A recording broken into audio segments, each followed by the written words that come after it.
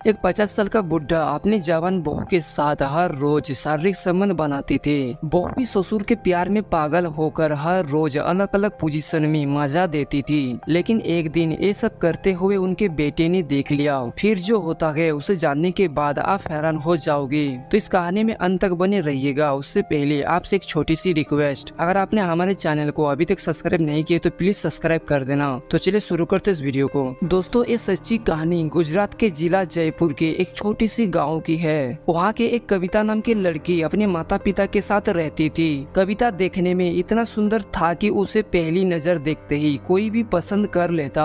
कविता के माता पिता एक सरकारी बैंक में काम कर रहे थे। कविता अपने माता पिता की एक लौती बेटी थी, इसीलिए कविता की हर एक ख्वाहिश को उनके माता पिता पूरा करते थे। और देखते ही देखते कविता अब जवान हो जाती है और उनकी शादी की चिंता अब उनके माता पिता को सताने लगी थी। फिर एक दिन महेंद्रा नाम के एक लड़का उनके पापा से मुलाकात करता है। महेंद्रा की उम्र 25 साल थी और वो भी उसी बैंक में काम कर रहे थे। फिर एक दिन महेंद्रा कविता को देखने के लिए उसके घर जाता है और एक दूसरे से बातचीत करने लगता है। कविता महेंद्रा से पूछता है कि आपके घर में कौन कौन है। तो महेंद्रा बताता है कि मेरे घर में मैं और मेरे पिताजी रहती है। पिता फौज से रिटायर हो चुका था और उनकी माँ 2 साल पहले ही एक बीमारी के कारण से मौत हो गई थी। कविता भी अपने बारे में बताता है और ये दोनों एक दूसरे को पसंद कर लेता है और 1 महीने के अंदर दोनों की शादी हो जाती है।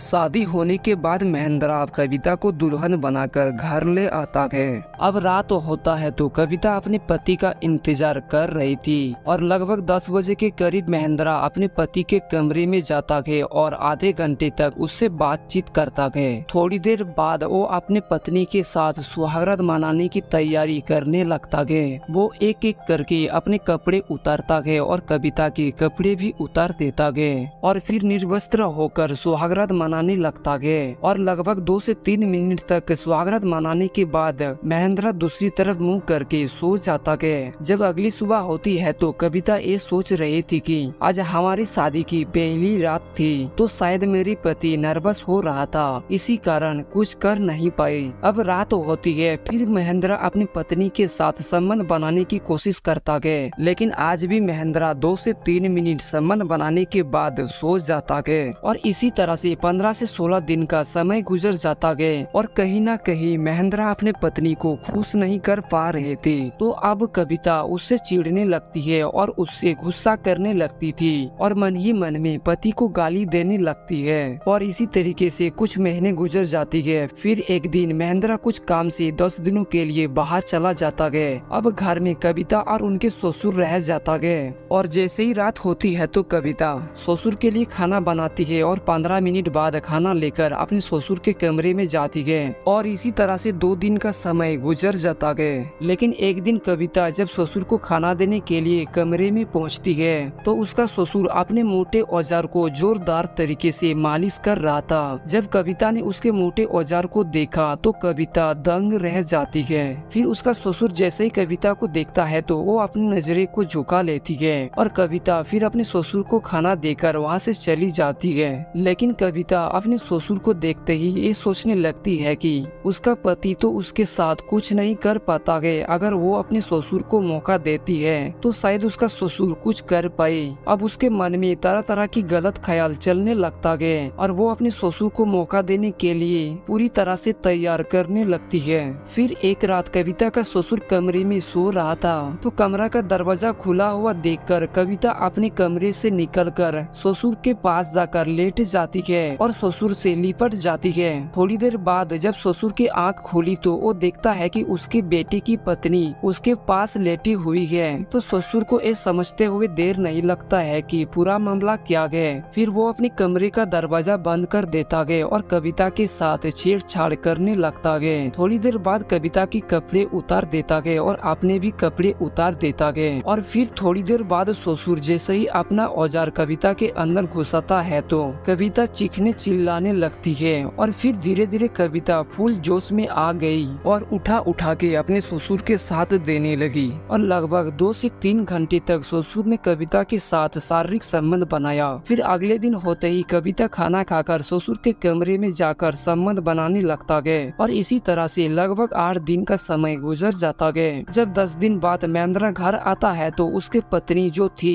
अपने ससुर की मर्दांगी से काफी खुश थी। उसके चेहरे पर काफी खुशी थी और उसका पति जब अपनी पत्नी को चेहरे पर खुशी देखता है तो उसे भी खुशी आती है और सोचने लगता है कि कम से कम मेरी पत्नी की चेहरे पर खुशी तो आई। अब बहू और ससुर को जब भी मौका मिलता था तो एक दूसरे से संबंध बनाने लगते थे और कविता अपने ससुर से काफी खुश थी। लेकिन एक रात को महेंद्र और कविता अपने कमरे में सोए हुए थे तो कविता रात के 2 बजे उठ जाती है और दबे पाँव अपने कमरे से निकलकर अपने ससुर के कमरे में चली जाती है और अपने ससुर को उठाकर उसके साथ संबंध बनाने लगती है। थोड़ी देर बाद जब महेंद्र की नींद टूट जाता है तो वो देखता है कि उनका पत्नी उनके पास नहीं है। तो महेंद्र अपनी पत्नी को अपने पास ना पाकर सोचने लगता है कि इतनी रात को उनकी पत्नी कहाँ चली गई। फिर वो अपने कमरे से निकलकर बाहर देखने लगता है कहीं उसकी पत्नी बाथरूम में तो नहीं गई है। फिर अचानक महेंद्र को एक ऐसी आवाज सुनाई देता है जो वो हैरान हो गई। ये आवाज उसके पिता के कमरे से आ रही थी। फिर महेंद्र अपने पिता के कमरे की तरफ जाता है। फिर खिड़की के पास जाकर घर के अंदर देखता है तो वो हैरान हो गई क्योंकि घर के अंदर उनके पिता और उनके पत्नी एक दूसरे से जोरदार तरीके से संबंध बना रहा था। ये देखकर महेंद्र काफी गुस्सा हो जाता है और तुरंत अपने पिता के कमरे में जाता है और इन दोनों को आपत्तिजनक स्थिति में देख लेता है। अब महेंद्र इतने गुस्से में आ जाता है कि अपने पत्नी और पिता से झगड़ा करने लगता है और देखते ही देखते ये झगड़ा इतना बढ़ जाता है कि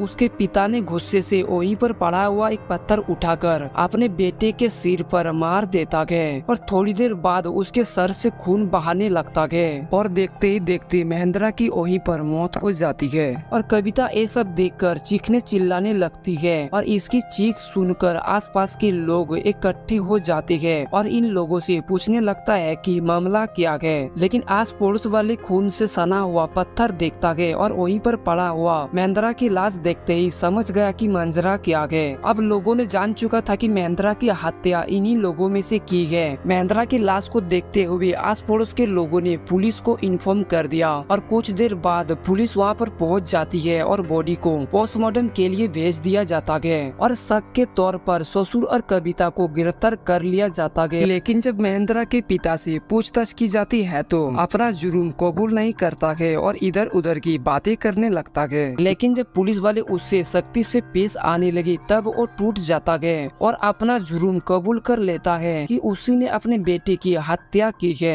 फिर उन दोनों के ऊपर चार्जशीट बनाई जाती है और मुकदमा दर्ज किया जाता है और इन दोनों को अदालत में पेश किया जाता है। फिर इन दोनों को जज साहब आजीवन कारावास की सजा सुना देता है और इसके बारे में जब लोगों को सोशल मीडिया की खबरों के माध्यम से पता चलता है तब लोग सोचने पर मजबूर हो जाता है कि एक बहू और ससुर इतना घिनौना काम कैसे कर सकता है। दोस्तों सबसे बड़ी गलती कविता की थी। हवस के आग में इतनी अंधी हो चुकी थी कि उसने अपने ही ससुर के साथ संबंध बनाया और उससे भी बड़ी गलती उसके ससुर की थी कि इतना देखने के बाद भी ये उसकी बहू उसके बेटे की पत्नी है फिर भी उसने संबंध बनाया। तो दोस्तों इस कहानी को सुनाने का मेरा मकसद आपका दिल दुखाना या आपको परेशान करना नहीं था, सिर्फ आपको सचेत और जागरूक करना था कि आप हमेशा गलत लोगों से गलत कामों से बचे। अगर आप गलत कामों से बचोगे तो आपका परिवार हमेशा सुरक्षित रहेगा। तो दोस्तों आपको इस कहानी से क्या सीख मिली है हमें कमेंट में बताइए।